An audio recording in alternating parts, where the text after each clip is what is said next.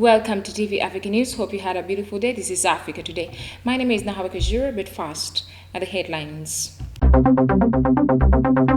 Court dismisses Monyoto's petition, upholds MP Gadiwango's victory. Uganda receives additional 335,000 AstraZeneca doses from Ireland. And U.S. National Security Advisor and Egypt FM hold talks. In our sports today, Charles Ranga answers Uganda Cranes call as Legion dominates squad to face Rwanda. Once again, thank you so much for joining us. We start with one of our top stories. Now, Mbale High Court has upheld the election of Miss Konina Kayenze Gadiwango as Mbale City Woman Member of Parliament and dismissed with costs the election petition filed by Miss Lydia Wanyoto. We have more on this report.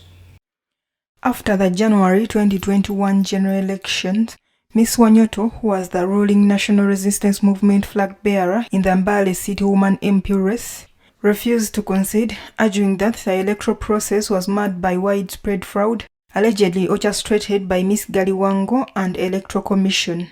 This was after the Electoral Commission results indicated that Miss Gadiwango, who contested as an independent candidate after losing the NRM primaries, garnered 40,729, almost 53.28% of the votes, while Miss Wanyoto got 25,276, which is 33.06% of the votes in the January 14th general elections. Consequently, Miss Wanyoto filed a petition asking court to nullify Gadiwango's victory. The success of such a winning candidate at election cannot be interfered with or taken away without any justification, according to Justice Andrew Byabashaija, who dismissed the petition with costs. Miss Wanyoto, however, told journalists after the court proceedings that she was not satisfied with the court decision and that she's going to petition Court of Appeal. Thank you so much, a reporter. Moving on in our top stories, the Minister of State for Primary Health Care, Ms. Margaret Mohanga, has revealed that the additional 335 doses of the AstraZeneca vaccine received from the government of Ireland through bilateral arrangements will help cover receivers of the AstraZeneca second dose. We have more on this report. Ms. Mohanga made the remarks on Thursday while receiving Uganda's 12th consignment of vaccines at Entebbe International Airport. She said the doses would boost government's mass vaccination campaign across the country. Ms. Mohanga said the mass vaccination campaign that started with the Kampala metropolitan area on 27th of September will be rolled out to other districts starting on Monday, October 4th. The deputy head of mission at Embassy of Ireland in Uganda, Ms. Nicole Muchug, said the donation is part of Ireland's desire to work with the government of Uganda to ensure that the vulnerable categories are vaccinated and also ensure the safe reopening of schools. Ms. Nicole said Uganda's vaccination campaign will be a game changer in opening up society and ensuring people are safe, as it was in Ireland, which had a successful vaccination of its 5 million population. Moving on, the Uganda National Bureau of Standards has announced that used vehicles from South Africa and Singapore, that the vehicles will be forced to undergo fresh inspection standards before being imported into the country. According to Uganda National Bureau of Standards, whereas used vehicles from the two countries have in the past been exempted, they will, starting 1st November 2021, be subjected to inspection for roadworthiness through the pre-export verification of conformity program before importation. Uganda National Bureau of Standards therefore notified all importers and stakeholders that PVOC for used vehicles from South Africa and Singapore, which will be shipped from the bill of lading date of November 1st, 2021, must be inspected and accompanied with a valid certificate of roadworthiness issued by the current PVOC services provider, EAA Company Limited and Quality Inspection Services Japan.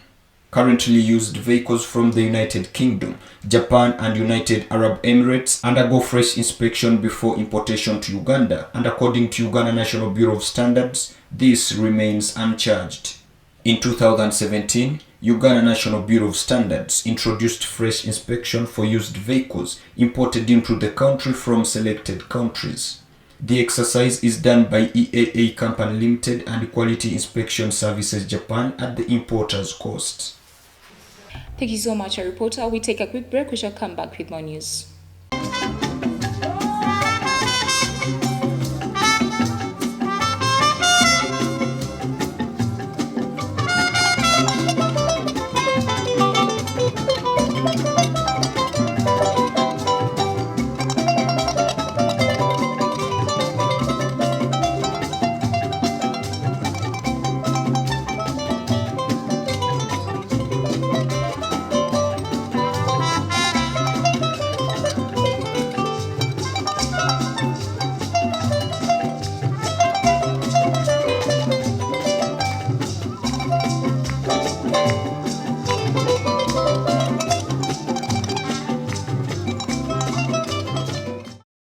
Welcome back from the break. You're still watching TV Africa, the right to know. Now, in our international news today, thousands of Sudanese rallied in the capital of Khartoum on Thursday to demand an exclusively civilian transitional government, accusing the generals now in power of derailing its transition to democracy. Now, Sudan has been ruled by an interim joint civilian military government since 2019. We have more on this report.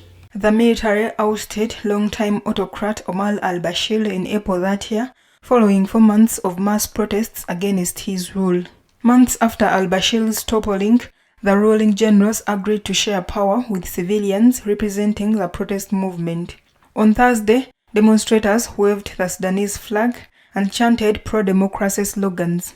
They accused the military of dragging its feet on the transfer of power to civilians, purging state institutions of remnants of al-Bashir's regime, and bringing to justice those responsible for the killing of dozens of protesters in June 2019, when security forces dispersed a sit-in outside the military headquarters in Khartoum. Activists circulated videos showing a train carrying protesters from other Sudan's provinces as they arrived in the capital. Sudan's interim authorities last week said they foiled a coup attempt in an incident that has since increased tensions between the generals and civilians in the transitional government. Protesters were expected to march to the Republican Palace, the seat of the ruling Sovereign Council. Moving on, a former deputy speaker in Malawi on Thursday shot himself in the head inside Parliament, where he had gone for a meeting, according to Parliament. Now, Clement Chiwaya, who was 50 years, killed himself inside the Parliament building, where he had gone to discuss vehicle benefits entitled to him when he left office in 2019. Police spokesperson James Kadadzera confirmed the incident but refused to give details until he had received a full report from investigators. The police confirmed in a statement released on Thursday that the former deputy speaker committed suicide at the Parliament building. It said the incident was linked to frustration with the implementation of his conditions of service. Chiwaya bought his official vehicle at the end of his 5-year term in 2019 as provided for in his contract. But he had tried to get Parliament to pay for damages incurred in an accident that happened 6 months later. He took the case to court and the legal process is still pending. The statement from Parliament appeared to suggest that Chiwaya, who moved in a wheelchair, had sneaked a gun into the high-security building. Before he became Deputy Speaker, he served as a Member of Parliament from 2004. Moving on, Kenya's Interior Ministry ordered the suspension on Wednesday of a visa-free transit agreement with Pakistan. Now, the move was prompted after social media sites showed videos with crowds in Pakistan nationals crowding residential areas across the capital, Nairobi. We have more on this report. According to the authorities, there has been an influx of Asian foreigners who at first were thought to be Afghan refugees.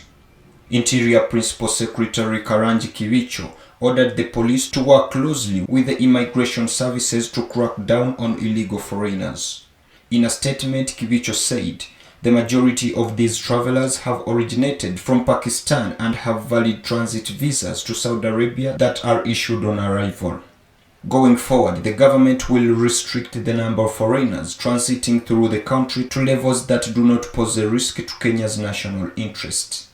Kenya's Citizen Digital reported that in a letter to the High Commission of Pakistan, Kenya's Foreign Affairs Ministry said that The government of Kenya regretted that some of these passengers are taking advantage of Kenya's status with these countries with regard to the COVID-19 quarantine regulations. This threatens to undermine Kenya's agreements with these countries, which are put in place to ensure continuation of business and travel operations between our countries.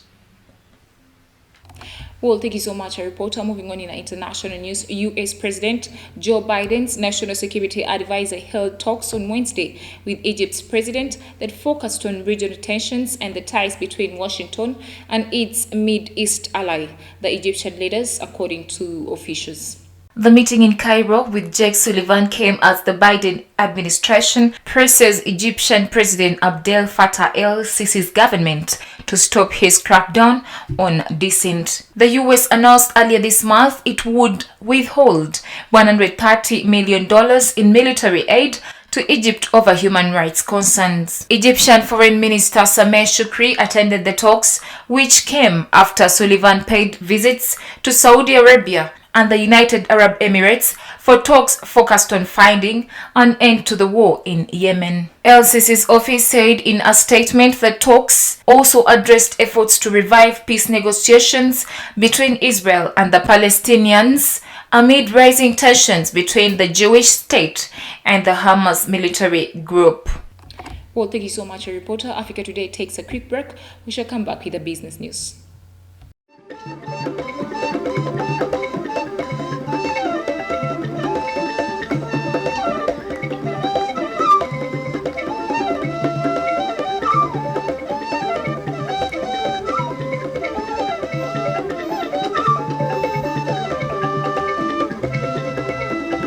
Welcome back from the break. You're still watching TV Africa, the right to know. In a business news today, Malawi's competition regulator fined local subsidiary of Indian mobile operator Airtel $2.6 million on Wednesday. Now, the fine was imposed by the Competition and Trade Commission after an investigation prompted by complaints from customers.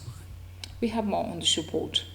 The complaints accused Airtel Malawi of having stopped automatically crediting its customers' accounts with monthly bonuses of call credits due to under a loyalty program. The competition authorities estimated that the company had made a profit equivalent to $2.6 million, therefore fining it the same amount. Airtel Malawi is a subsidiary of the Indian group Bharti Airtel, present in 18 countries in Africa and Asia, presenting itself as the largest mobile operator in Africa. Bharti Airtel's annual turnover, $14 billion for the 2020-2021 fiscal year, is greater than the GDP of Malawi, $12 billion in 2020, according to the World Bank, a country whose GDP per capita ranks among the 15 lowest in the world. In a statement, Airtel Malawi's managing director Charles Kamoto denied the accusations made and added that the company is pursuing the matter in court.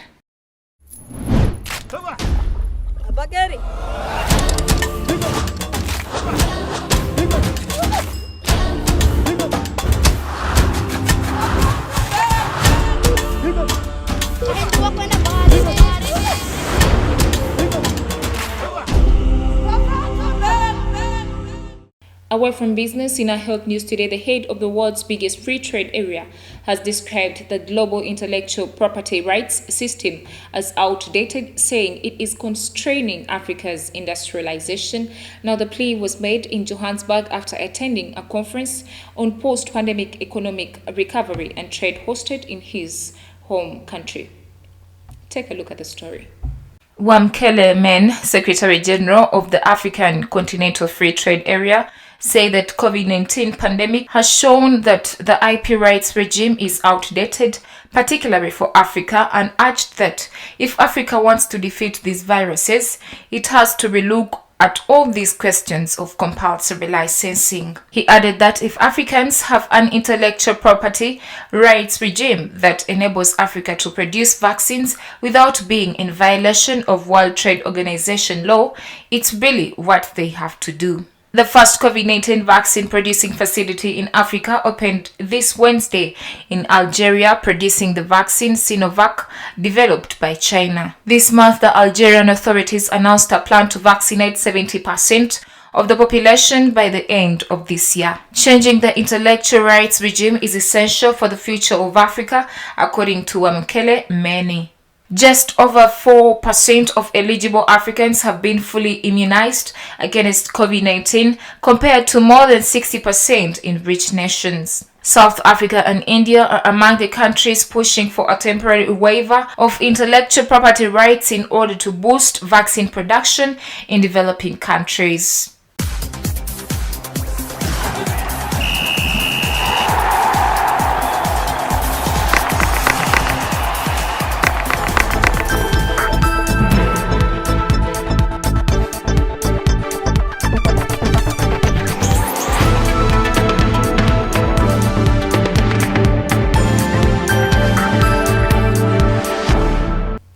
In Africa Today Sports, Uganda Cranes head coach Mitchell confirmed the full squad to take on neighbors Rwanda Amavubi Stars in the upcoming FIFA World Cup 2020 Group E double header.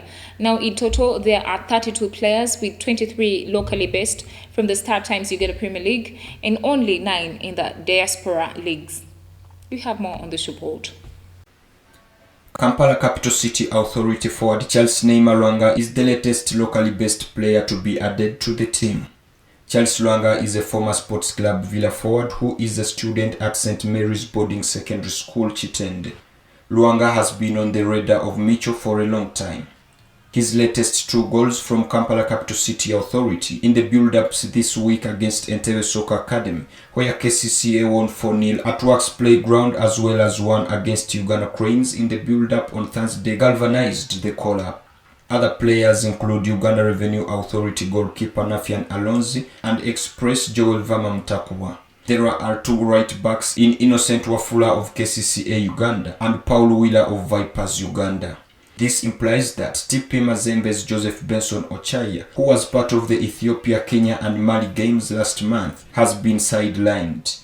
Timothy Dennis Awani of Ashdod in Israel is the only foreign-based central defender on the team, alongside Enko Walusimbi of Express Football Club, Najib Fesali of Uganda Revenue Authority, Geoffrey Waswa of KCCA and Livingstone Mulondo of Vipers. Defender Livingstone Mulondo is the rookie on the Uganda Cranes team. The central midfielders include Khalid Aucho from Young Africans Tanzania, Tadeo Lwanga from Simba Tanzania, Moses Waiswa from SuperSport United South Africa. The team will further be trimmed before travel to Rwanda. The foreign-based players will start reporting for duty on Monday, 4th October 2021 in preparation for both leagues. Well, thank you so much, our reporter. Before we end the bulletin, let's have a recap of our top stories. Court dismisses Monyeto's petition, upholds MP Gadiwango's victory. Uganda receives additional 335,000 AstraZeneca doses from Ireland. And US National Security Advisor and Egypt FM hold talks. In our sports today, Charles Lwanga and Uganda Cranes call as Legion dominates squad to face Rwanda. Well, thank you so much for being a loyal audience. From where we started from, don't forget to subscribe to our YouTube channel. We shall keep updating you. It is TV Africa, the right to know.